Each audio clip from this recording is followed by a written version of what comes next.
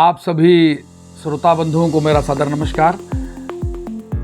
कुछ सवाल ऐसे हैं जो विद्यालयी जीवन में तमाम बार हम लोगों के सामने आते रहते हैं, अभिभावकों के द्वारा पूछे जाते हैं। कुछ जिज्ञासु विद्यार्थी भी जिन सवालों को समय समय पर करते हैं और किसी प्रकार के सेमिनार्स में या किसी कार्यक्रमों में भी तमाम बार ऐसे प्रसंग आते हैं कि शिक्षा की जो दिशा है उसकी पहचान कैसे करें और जो हम पढ़ रहे हैं, पढ़कर हम उसको किस मंजिल की तरफ लेकर जाएंगे, हमारा टारगेट क्या होगा, इस पर लोगों की जिज्ञासाएं रहती हैं। इसी प्रसंग पर आज का हमारा यह कार्यक्रम है।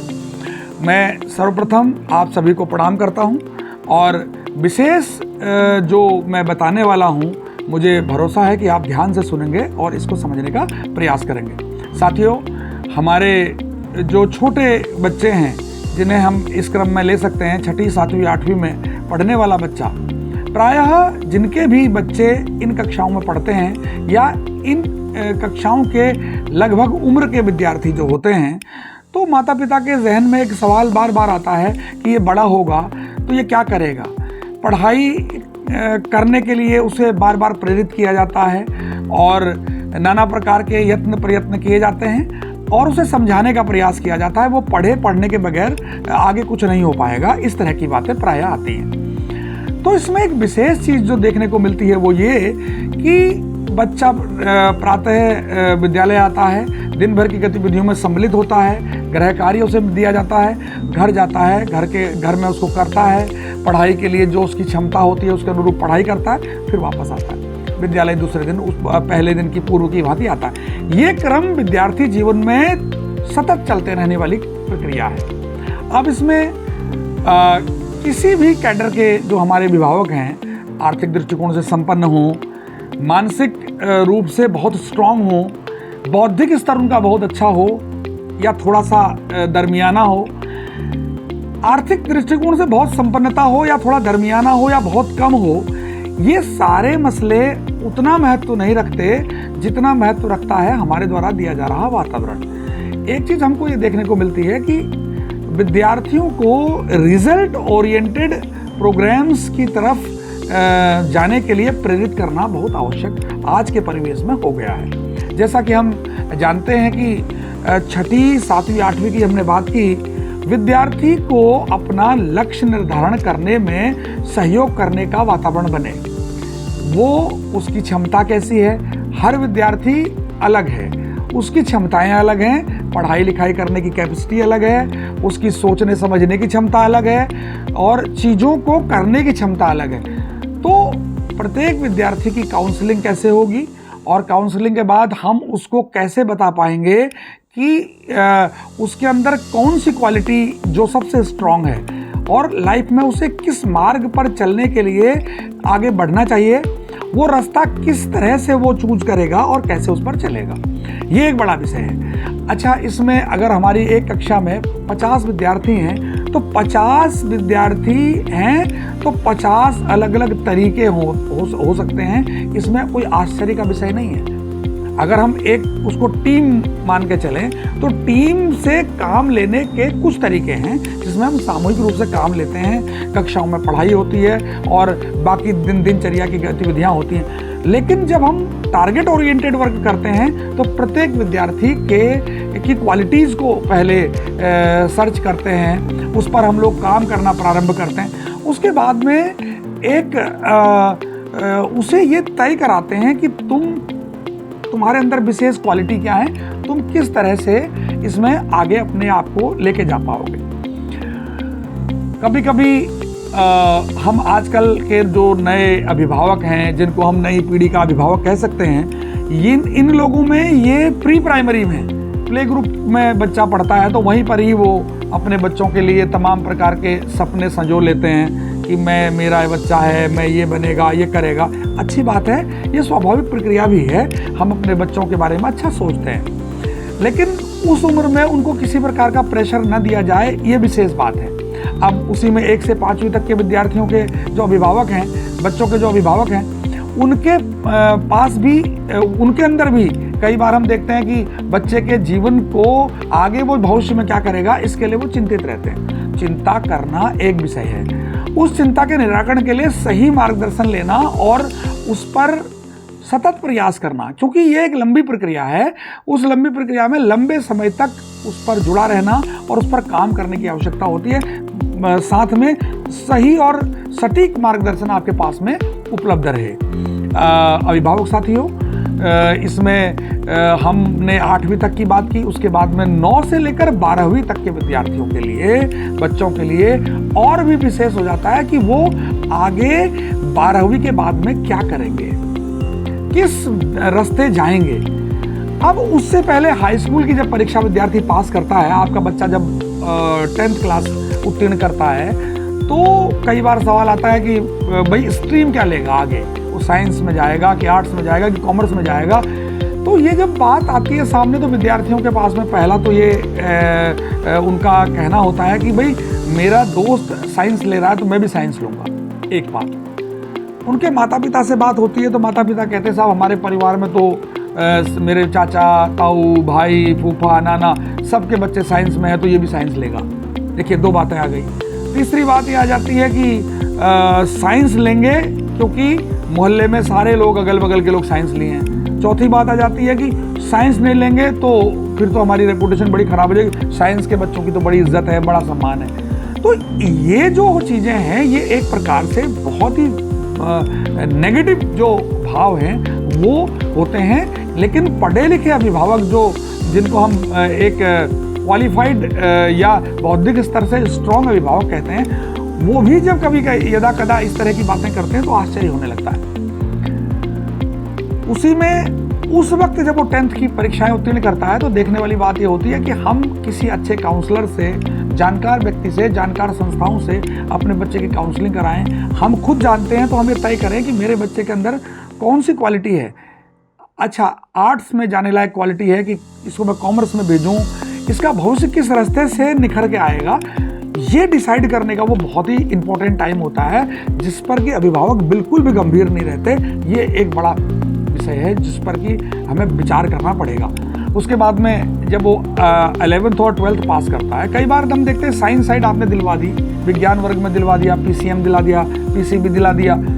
बच्चा इंटरमीडिएट करने के बाद जब ग्रेजुएशन में एडमिशन लेता है तो BA में एडमिशन ले लेता है। तो आप मुझे बताइए कि जो बच्चा हाई स्कूल के बाद आर्ट्स पढ़ रहा था और उसने ग्रेजुएशन भी आर्ट्स से करनी शुरू करी, उसकी नॉलेज और इस बच्चे की नॉलेज, जब कभी ये इंटरव्यू देगा तो इससे पूछा जाएगा भाई तुमने साइंस साइड ली थी, बाद में आर्ट्स क्यों ली?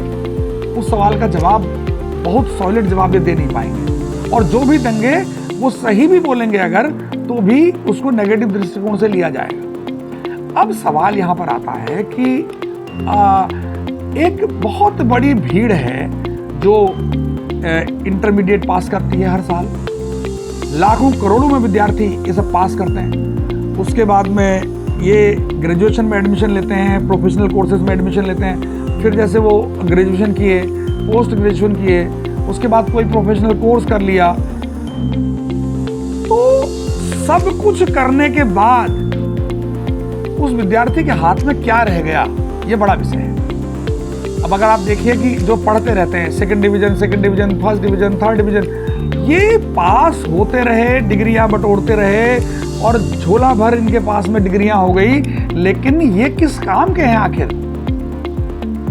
ये किस जगह पर खड़े होने योग्य हैं? आप देखिए बहुत सारे लोगों को अपनी क्वालिफिकेशन का, अपनी डिग्री का, अपने सर्टिफिकेट्स का बड़ा भान रहता है, बड़ा एक गुरूर रहता है, एक उनके अंदर में एक इस तरह का एक एटीट्यूड उनका होता है कि भाई मैंने तो इतना पढ़ा है। तो हमारे पास में एम्प्लॉयमेंट के लिए बहुत सारे हमारे भाई बहन आते हैं जो जिनको जॉब की दरकार होती है, उनसे पूछो भाई कितना पढ़े हो, तो बताते हैं कि साहब हमने ये किया है, हमने ये कोर्स किया, हमने बीटेक किया है, हमने बीएड किया है, हमने बीटीसी की है, हमने इतने साल का एक्सपीरियंस है। सिंपली उनको एक टॉपिक पर एप्लीकेशन लिखने को देते हैं और उसको बाइलिंगुअल करना रहता है, तो वो लोग नहीं लिख पाते।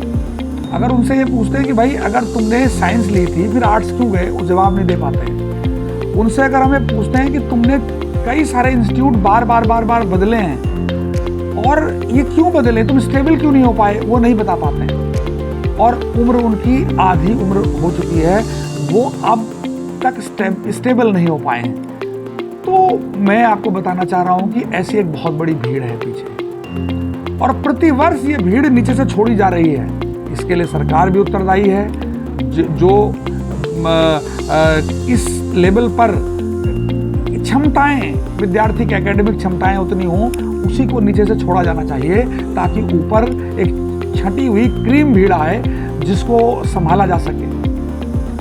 तो सरकार अपने तमाम प्रकार के राजनीतिक कारणों से हाई स्कूल और इंटरमीडिएट में इतनी ज़्यादा भीड़ छोड़ देती है नीचे से, जिनका भविष्य कुछ भी नहीं है। अगर आपका बच्चा आपसे कहे कि बीए में एडमिशन करा दो, मुझे फिर कहे कि एमए पढ़ा दो या एमकॉम करा दो, फिर आगे पढ़े, तो आप ये देखिए कि अगर वो बहुत ही शार्प माइंडेड नहीं है, पढ़ाई में रुचि रखने वाला एक स्टूडेंट नहीं है, तो आप ये देखेंगे कि उसका भविष्य आगे किसी काम नहीं आने वाला है, वो कहीं पर भी स्टेबल होने वाला नहीं है। ये आप पहले समझना पड़ेगा आपको। अब आप इतनी सारी प्रॉब्लम्स सामने हैं, तो हमको करना क्या चाहिए? हमको ये करना चाहिए, सबसे पहले आप साथियों से मेरा आग्रह है कि जब आपका बच्चा 5वीं, 6वीं, 7वीं, 8वीं में पढ़े, तो उसी वक्त उसको फ्यूचर के हिसाब से उसकी क्षमताओं को समझने का प्रयास आप करें, और वो किस ट्रैक पर उसका उत्साह है, उसका इंटरेस्ट है, उसमें उसको आगे ले जाने के लिए हम क्या अरेंजमेंट, क्या एटमॉस्फेयर दे सकते हैं, फ्रेंडली एटमॉस्फेयर कैसे दे सकते हैं, इस पर हमारा चिंतन हो। जब वो हाई स्कूल की परीक्षा उत्तीर्ण करेगा, तो 10वीं में जब वो पढ़ रहा है, 9वीं और 10वीं में, उसे एक शानदार वातावरण उपलब्ध कराने की आवश्यकता है, जहां पर वो सुकून से पढ़े और स्व की प्रेरणा से पढ़े, खुद की प्रेरणा से पढ़े, प्रेशर में ना पढ़े। ये एक हमको भाव तैयार करना पड़ेगा। जब वो हाई स्कूल पास करेगा, तो हमको देखना है कि इसकी क्षमताएं, इसका मानसिक विकास, इसका जो कैचिंग पावर है, जो चीज़ों को पकड़ने की इसकी क्षमता है, वो सारी किस विषय में ज़्यादा है, उसके अनुरूप उसे स्ट्रीम दिलाएं, उसे कोर्स कराएं। और ये बात सब लोग ये जान लें कि बाय बर्थ, पैदा होते समय हम कुछ क्षमताओं को लेकर पैदा होते हैं, और वो क्षमताएं ताउम्र हमारे साथ रहती हैं, और उसमें जिगजैग होता है। किसी बच्चे की क्षमता इतनी थी पैदा होते समय, किसी की इतनी थी, किसी की इतनी थी, किसी की इतनी थी, तो अलग अलग तरीके की क्षमताएं होती हैं। जितनी क्षमता वो लेकर पैदा हुआ, उतना वो प्लस होता है, और उस लेवल पर ही उसकी बुद्धि आगे काम करती है। हम लोगों ने अपने तजुर्बे में ये पाया कि इसलिए एकेडमिक क्षमताएं, चीज़ों को, विषयों के बारे में जानने की क्षमताएं, समझने की क्षमताएं, ये सब विद्यार्थियों की बराबर नहीं होती हैं। तो इसलिए करना क्या? करना ये कि हमारे बच्चे की क्षमता हम पहले जानें। कैसे जानेंगे?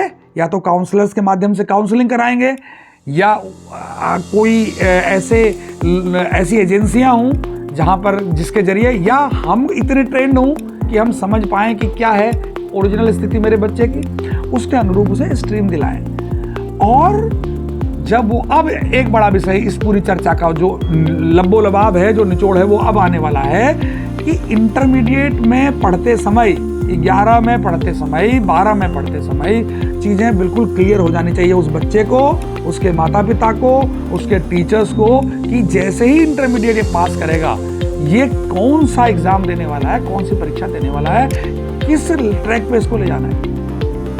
कोई चित्रकार हो सकता है, बहुत बड़ा आर्टिस्ट हो सकता है, बढ़िया, कोई उस आर्टिस्ट वाली लाइन पे आगे बढ़ सकता है, कोई बहुत अच्छा म्यूजिशियन हो सकता है, संगीत पे जिसको रुचि हो, संगीत पे बढ़ने का उसे मौका मिलना चाहिए। संगीत उसकी रुचि है, उसका पैशन है, और आप उसे पीसीएम दिला रहे हो, फिजिक्स, केमिस्ट्री, मैथ्स दिला के उसे पढ़वाना चाहोगे, तो वो बेमन से भले ही पढ़ेगा, लेकिन वो रिजल्ट तो लाएगा म्यूजिक। तो ऐसा हमारा प्रयास वहां पर रहना चाहिए, और उसमें हम एक नया प्रयोग करने वाले हैं अब अपने यहाँ, जिसको, इस वीडियो को जो भी अभिभावक सुन रहे हो, जहाँ से भी सुन रहे हो, वो ये समझें कि इंटरमीडिएट पास करते ही ए क्लास कॉम्पिटिशन्स कितने होते हैं, साइंस वाले बच्चे के लिए, आर्ट्स वाले के लिए, कॉमर्स वाले के लिए, और साझा सबके लिए। बी क्लास कॉम्पिटिशन्स कितने हैं, सी क्लास कितने हैं, और डी क्लास कितने हैं। और जिसके अंदर A क्लास के बराबर क्षमता होगी वो A क्लास का कंपटीशन देगा, जिसको B का होगी B, C का होगी C, D का होगी D। अब हम जिस बच्चे के अंदर C की क्षमता है, जो किसी दफ्तर में, किसी सिस्टम में एक क्लरिकल पोस्ट तक की क्षमता है उसके पास, उसको आप A क्लास अधिकारी वाला टेस्ट दिलाओगे नहीं निकाल पाएगा वो, लेकिन उसको वही टेस्ट दिलाओगे तो निकाल लेगा। तो बच्चों को यह समझाने की जरूरत है कि प्लानिंग से पढ़ें, प्लान्ड वे में पढ़ें, अपनी क्षमताओं को पहचानें, सब एक जैसे नहीं है। ये बात उनको क्लियर करने की जरूरत है। सारे के सारे फर्स्ट निकलो, सबको ऑफिसर बनना है, सब ये बड़े बनेंगे, ये सब जो भावनाएं आती हैं हम ये देख रहे हैं, इससे मूल रिजल्ट जो है, हाथ में हमारे रिजल्ट बहुत कम आ पाता है। तो रिजल्ट आएगा जब हम बच्चे को उसकी क्षमता बता देंगे, उसमें भी निखार आने की बात बता देंगे। और आप यकीन जानिए, प्लानिंग से अगर हम पढ़ाएंगे अपने बच्चे को तो होगा क्या कि इंटर पास करते ही तमाम प्रकार की गवर्नमेंट जॉब्स खुलती हैं। और ये बहुत बड़ा एक पड़ाव होता है जिंदगी का। यहीं पर बच्चा सरकारी सेवाओं के लिए, सरकारी सर्विस के लिए और उस सिस्टम के लिए अपने आप को पहले से प्रिपेयर करके रखेगा, उसी में टेस्ट देगा, निकलेगा, ज्वाइन कर लेगा। तो वो जिंदगी के जो आगे के थपेड़े हैं, जो अंधकार में, जिसमें मंजिल का ही पता नहीं है, उस झंझट से बच जाएगा।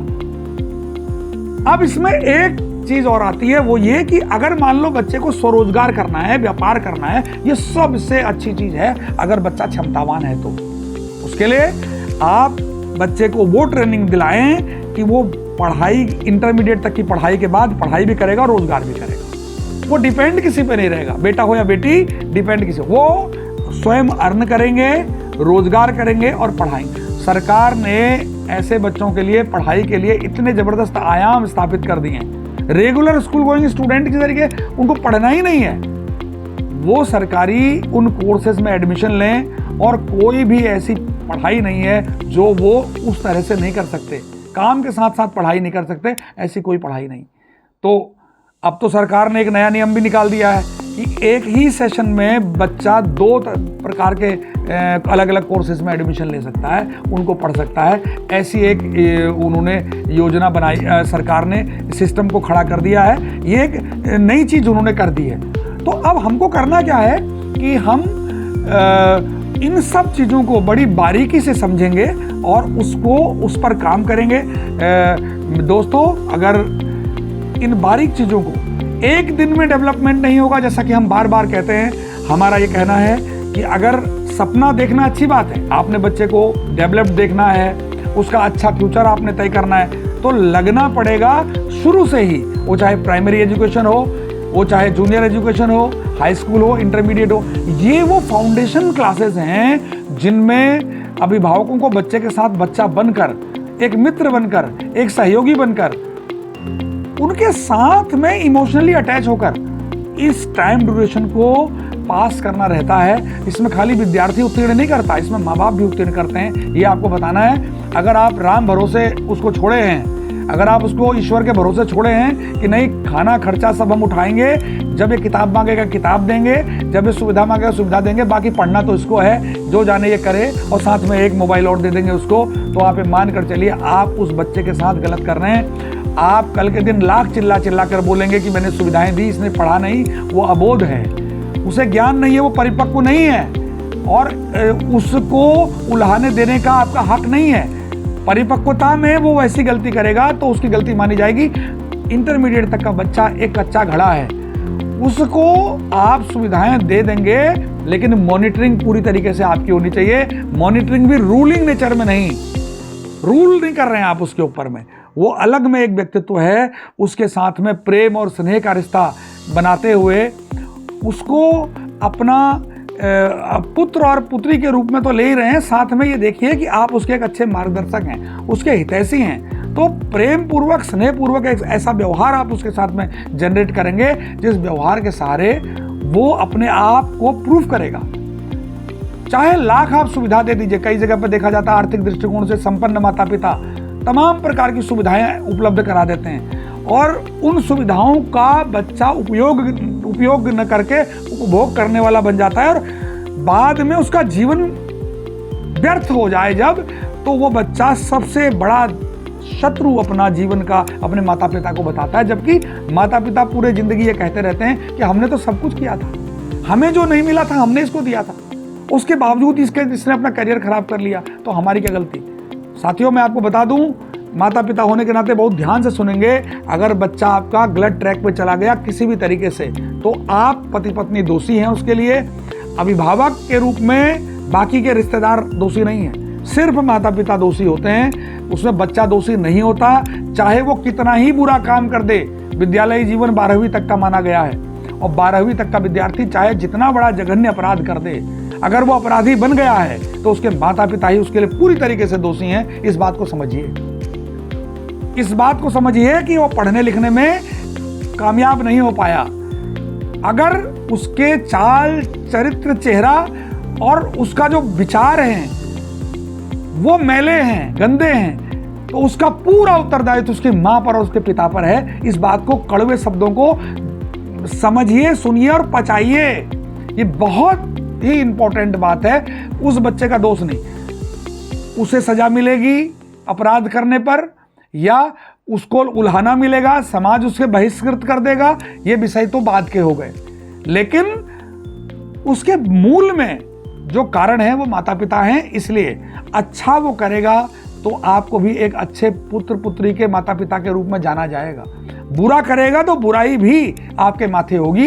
इसलिए ऐसे अभिभावक जो शुरुआत से प्लान्ड वे में, एक प्लानिंग के तहत अपने बच्चों के साथ में 1 से 5वीं तक के बच्चे के साथ व्यवहार कैसा करना चाहिए माता पिता को, 6 से 8 तक के बच्चों के साथ व्यवहार कैसा करना चाहिए, हाई स्कूल में पहुंचे तो व्यवहार कैसा करना चाहिए, प्ले ग्रुप और नर्सरी केजी के बच्चों के साथ व्यवहार कैसा करना चाहिए माता पिता को, इंटरमीडिएट में आ गया तो व्यवहार कैसा करना चाहिए। इसकी ये बड़ा दुर्भाग्य का विषय है कि हमारे देश में इस प्रकार की कोई ट्रेनिंग, मार्गदर्शन अभिभावकों के लिए नहीं है। लेकिन जब तक आप इस पर इंटरेस्ट लेकर इन सब चीज़ों को जानोगे नहीं, अपने बच्चों के उस विद्यालयी जीवन में इसको इम्प्लीमेंट नहीं करोगे, तो आप में और बच्चों में बड़ी दूरियां बन जाएंगी। ये दूरियां ऐसी दूरियां होती हैं जो पूरे जीवन भर पटती नहीं, वो खाइयां। तो इसीलिए कई बार हम लोगों ने देखा होगा, आप लोगों ने देखा होगा, आपके आस पड़ोस में बहुत अच्छे माने जाने वाले विद्यालयों, शहर के जाने माने विद्यालयों से इंटरमीडिएट किए हुए बच्चे, इंटरमीडिएट के बाद 100 साल के अंदर में उनके घरों से, उनके माता पिता के जरिए, आस पड़ोस के जरिए खबर मिलती है कि बच्चा अपने मनमर्जी से तमाम प्रकार के कार्य करता है, माता पिता दुखी हैं। और माता पिता जब समझाने का प्रयास करते हैं तो बच्चा कहता है, भाई क्यों समझा रहे हो, आपने हमको पैदा किया, सुविधाएं देना आपका उत्तरदायित्व है, आपकी जिम्मेदारी है। तो जब माँ ये कहती है कि देखो बेटा, तुम्हारे पिताजी ने इतनी मेहनत की थी और इतनी मेहनत करके तुमको, वो कहता है कि देखो हमारे ऊपर आ जाएगी, हम भी कर लेंगे, ये कोई नया विषय नहीं है, फालतू की बातें हमारे सामने मत करिए आप। ये हम प्रायः सुनते हैं। और जब सुनते, वो माता पिता उस वक्त भरे हुए गले से अंदर ही अंदर रो रहे हैं, तकलीफ में, कष्ट में। अच्छा, उस तकलीफ और कष्ट को बोया किसने? आपने खुद बोया। आप ये समझ नहीं पाए कि जिस उम्र में, कच्ची उम्र में इस बच्चे को संस्कार दिए जाने थे, व्यवहार सिखाया जाना था, सदाचार सिखाया जाना था, इसके अंदर में पॉजिटिव, इसके अंदर में एनर्जी का संचार होने के लिए माहौल दिया जाना था, उस वक्त आप पढ़ाई पढ़ाई पढ़ाई पढ़ाई, इंग्लिश मीडियम करते रहे, और अल्टीमेटली आपके हाथ में रिजल्ट क्या आया? कुछ भी रिजल्ट नहीं आया, और बाद में आप परेशान रहे। और वो परेशानी कोई एक दिन की नहीं है, उसका कुछ, ये ऐसी एक समस्या है जिसका कोई समाधान या सॉल्यूशन नहीं है। मैं आप लोगों से यही आग्रह है कि आप इस बात को सुनेंगे, समझेंगे, मनन करेंगे, और साथ में अपने परिवार में, अपने बच्चों के भविष्य में इसको जोड़ेंगे, और जिससे कि आपके बच्चों का भविष्य सुखमय होगा। यही हमारी आपसे अपेक्षा है। बहुत बहुत धन्यवाद। नमस्कार।